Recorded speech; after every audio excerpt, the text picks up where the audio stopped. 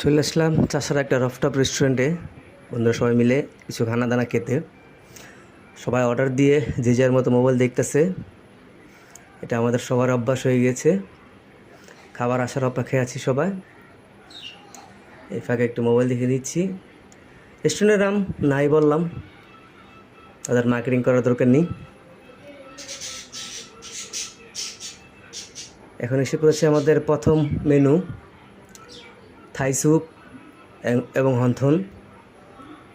এখানকার থাই স্যুপটা খুব ভালো লাগলো, সাথে হন্থনটা।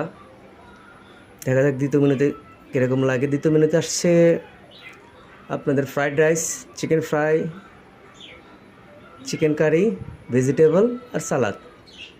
খাবার মান মোটামুটি ভালো, কিন্তু অ্যাসিড একটু ডিস্টার্ব করতেছে, তাই একটু গরম লাগতেছে। খাবারগুলো আসলে ভালো লাগলো।